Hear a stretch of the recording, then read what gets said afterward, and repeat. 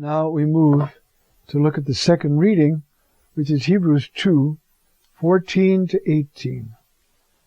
You know, in some ways, the letter to the Hebrews is the most daring writing of the New Testament. The author takes the humanity of Christ so seriously, as we're going to see in our text, and yet he realizes the full impact, ramifications, causality of this reality, that God is incarnate. Do you remember how the letter goes? It starts off, polymeros ke polytropos, you know, in many ways, polymeros, in many fashions, in many ways, God has spoken to us through his Son. Now, he has spoken to us. I'm going to read it for you now, since I quoted it. Okay. I'm on Philemon. Okay, here we go. Polymeros ke polytropos, pale, in many ways, in many fashions, in times gone by, God spoke to the fathers through the prophets.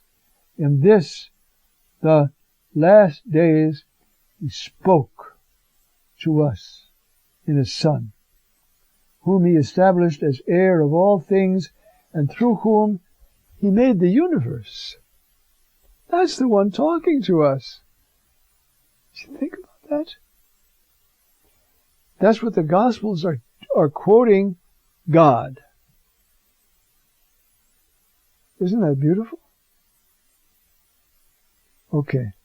Now the text that we have starts with chapter 2, verse 14. Up to this point, we've had all these nice, beautiful texts. You know, it was fitting for him, through whom is everything, for whom is everything, bringing many sons to glory, should perfect the author of their salvation through sufferings. Now, that word perfect means many things. One of it is ordain, for reasons that would take me too long to explain now. But I love this letter to the Hebrews, but it is so daring and so powerful. You see, to perfect, you see, through suffering.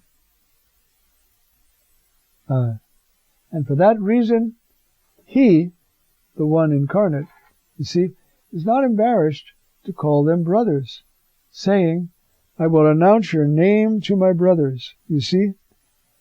And he goes on there. And finally, the part of our chapter 2 that we have in the reading, since then, the children, those are the children he's just been speaking about, you see.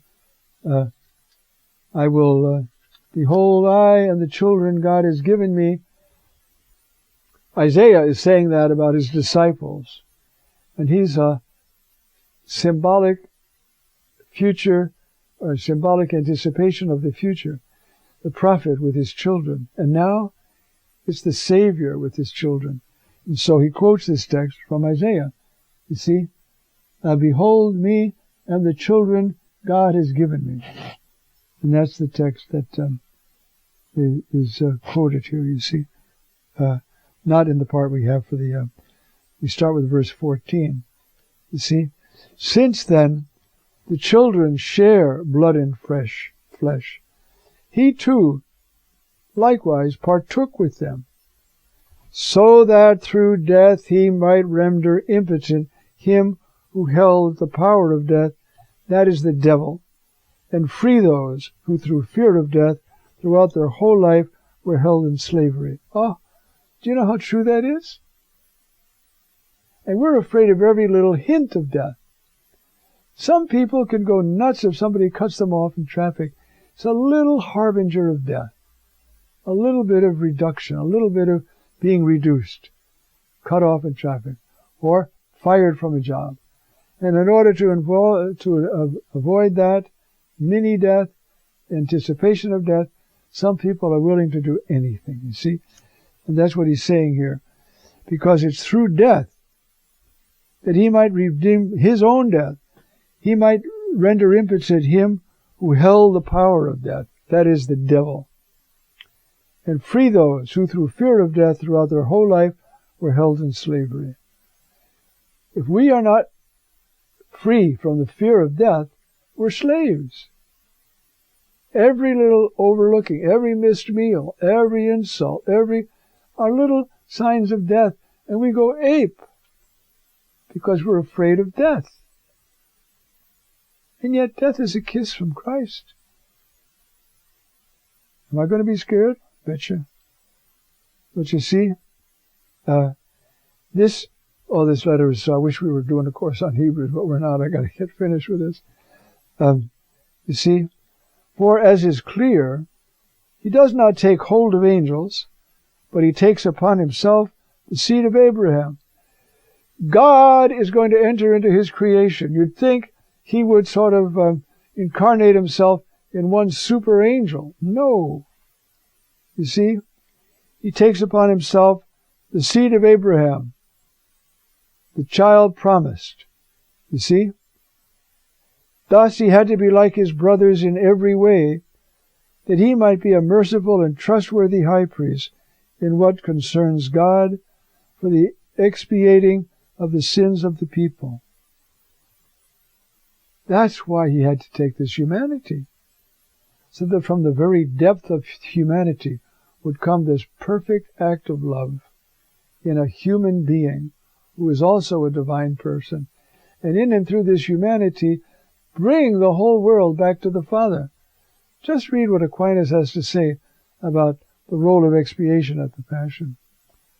How do you make reparation or expiation for an offense? You have to give back to the offended person something that is of equal or greater worth than that which they lost. Well, as Aquinas points out, at the fall and all the subsequent sins, God loses the love, the trust, the respect, the honor that is his due. Now, who's going to pay that back? Only Jesus. In the act of love in which he dies, gives all that back and superabundantly to the Father. And that's why we're reconciled. And so, that's why so much expiation and other terms are used, you see. That he might be a merciful and trustworthy high priest in what concerns God. You see how all of this is talking about why he had to become a human being. And we're celebrating this on this day when, as a human being, a tiny child, he's born and for the first time sheds his blood and enters in and becomes, a sealed member of the Jewish people. I remember, I think I've told you the story before, one of the young couples, French couples, who lived in Jerusalem when I was there, wanted at a baptism. So this woman, this lovely, lovely woman, came along and at the baptism.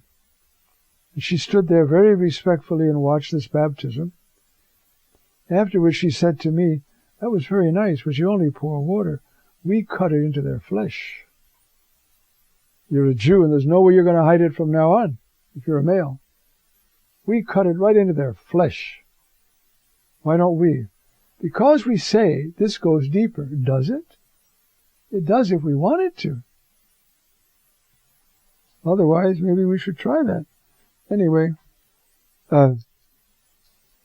merciful and trustworthy high priest in what concerns God for the expiating of the sins of the people, in that he himself has suffered temptation. Okay? Pirasmos. He is able to help those who are being tempted. You see how important that is? His temptation can touch our temptation and free us, especially from the fear of death. That's how we have all these martyrs. The radiant power, love, beauty, energy of the act of love in which Jesus Christ died is mediated through his radiant, glorious humanity, and these people who are just weak like we are strong enough to endure torture and death, confessing Christ. And it comes from his death on the cross. And that's why, you see, he still bears the marks of that, as it says in another part of Hebrews. The lamb is standing there, slaughtered. He still bears the marks of his slaughter. To this day, they still radiate life. You see? So that's why on this day of the presentation, this humanity is presented by Mary to the Father. And Jesus, because he's infinitely alive and aware, is offering his own humanity, even though he's still a child. See? Now that's the mystery. See this? It's an act of God in history, and it radiates out to history. It's made present in history by the preaching and by the sacraments. That's what the liturgy, that's why, as we already saw and we'll be seeing more, the liturgy is the primary act of God in history. How does that put here? I can't find it quickly, but it's in the symbol of the faith, the Church confesses the mystery of the Holy Trinity. Such, and then goes on, such is the mystery of Christ, revealed and fulfilled in history according to the wisely ordered plan that St. Paul calls the plan of the mystery. That is still in existence. And it all flows to us through the radiant, glorious humanity of Christ, who still bears the marks of his slaughter. He has holes in his wrists and feet and a gashing wound in his side. He will never be without them. They are his trophies. And he's so proud to have loved us so powerfully and freed us from sin, you see. And so, because he has been tempted, he is able to help those who are being tempted. I mean, like tempted. Give up your faith or I'll shoot you. Or seduced, which is another form. When you're in front of that boob tube and something comes on, mentally just put the cross over it. Does it fit? Then change the station. Should you be watching that? The superficiality, the lie, the falsehood. What is the message of that thing? See? We have only this life, and we better do something about it. Make sure your breath smells good. Make sure you're not too fat. Make sure your hair shines the right way. What about make sure your heart is pure and you're able to love people, especially those in need? Anyway, help those who are being tempted. Every temptation, little or great, involving great or little suffering, Jesus is there to sustain us. And this is the Jesus who went through temptation in the garden and on the cross. My God, why have you forsaken me? That's the mystery.